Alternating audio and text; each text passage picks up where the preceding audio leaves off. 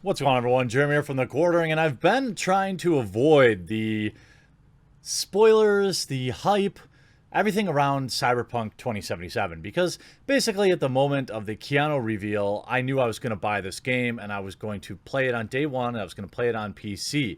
I've started to have some Cyberpunk themed displays behind me and it's made me a little more sad as the game's been delayed several times now and it won't be out till October.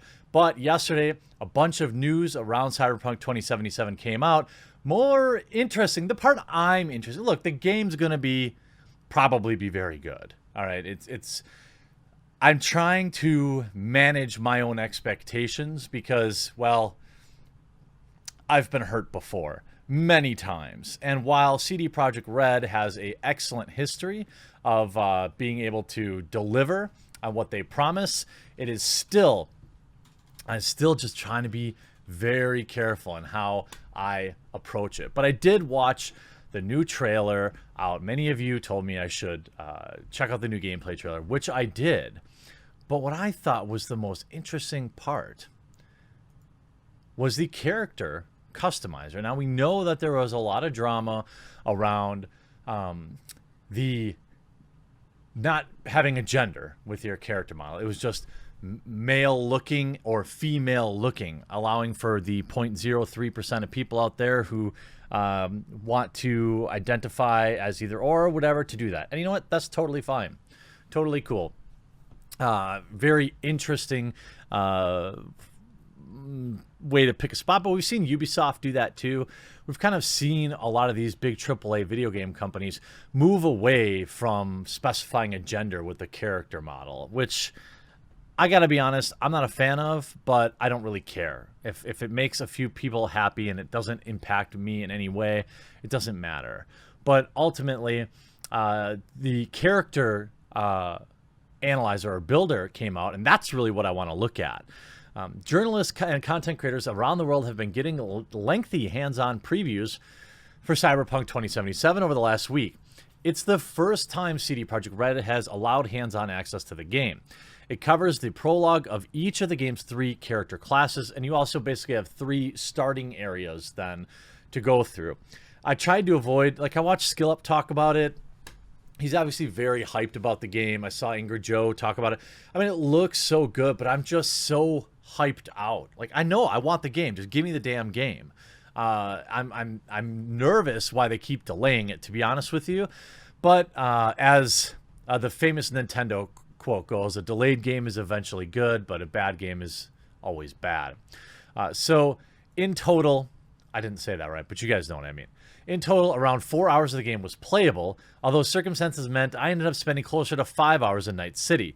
But there's a heck of a lot to cover. If you want to look at the recap of the experience, we already know. I want to cover the character creator because I think it's fun. I'll be covering just what the character creator is like, especially since people are going to spend a whole lot of time on it. I gotta be honest, I never really spent a lot of time on character creators.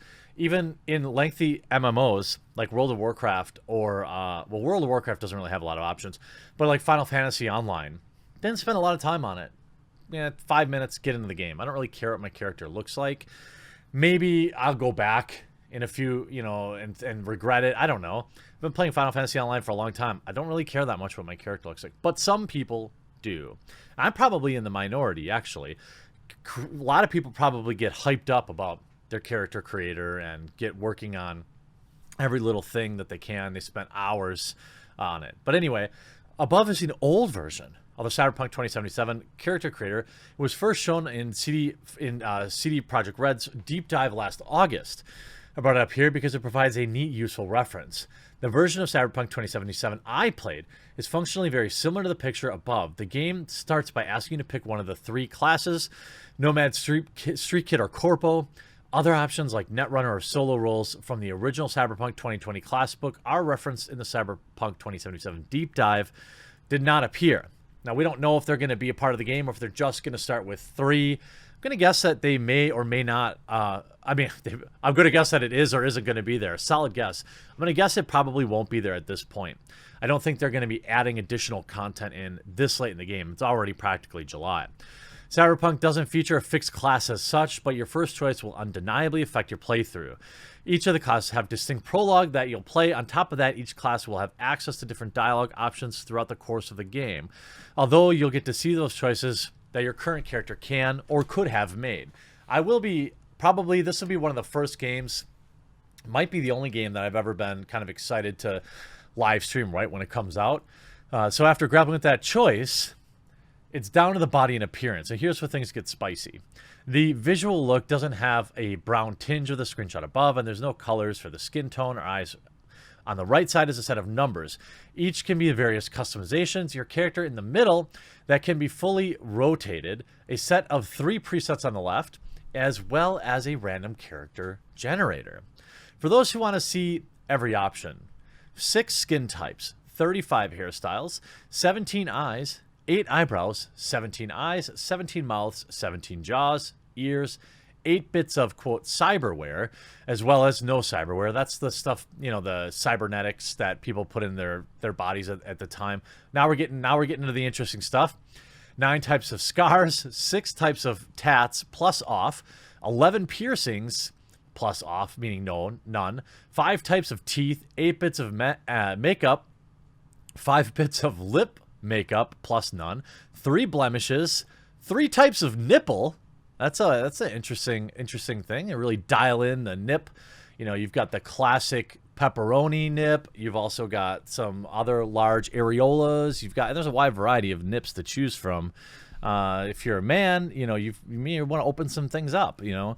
Then you've got 8 bits of eye makeup, 5 bits of lip makeup. Oh, we're getting to it, I'm telling you.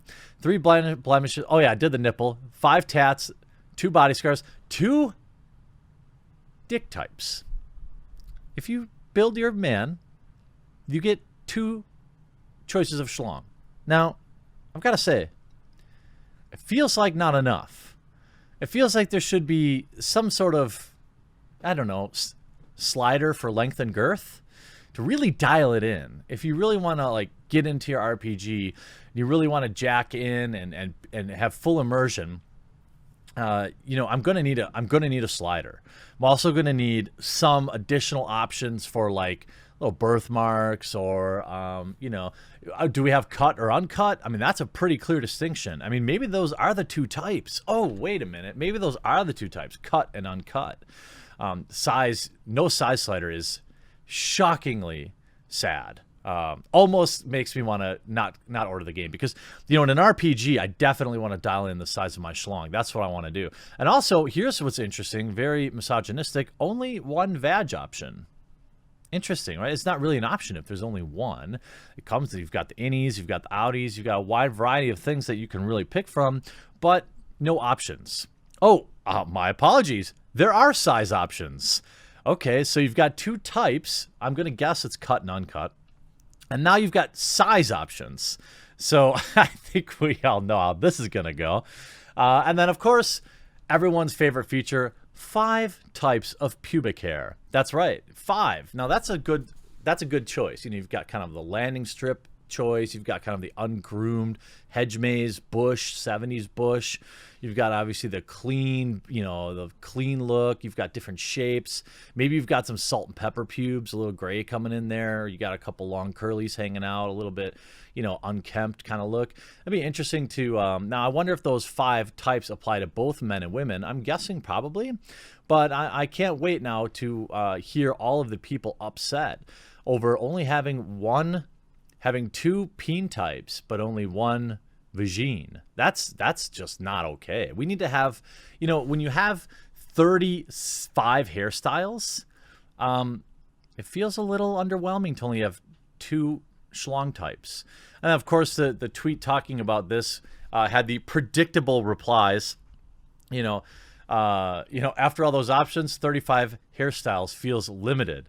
Players while adjusting weighing size. And then that's obviously the Thanos, now I can be whatever I want meme. You know, this is all okay. You know, interesting, it does bring up a bit of hypocrisy. Black Sage here brings up. And, you know, I thought it was interesting, too, when we look at, you know, the kind of the hookup scene from The Last of Us 2. You know, that featured full on, like, shirt off female, but they will censor Japanese games. They'll make sure to put the lens flare on Devil May Cry. So it's such a weird thing. He points out, my question is this: how is this acceptable? But games like Senran Kagura, Death Request, Galgun, and more deemed degenerate filth and worthy of being canceled. This is an astounding level of hypocrisy from Western games industry. Of course it is. And that's what it, why is that not censored on the PlayStation? I'm not saying it should be, to be very clear. I don't care. I think it should just be hey, make the game M-rated and do whatever you want. But, I'm surprised that the Last of Us didn't get a censor, a lens flare, or an AOC rating, too. It could have been AOC or AC. There's very few games out there that are rated that way.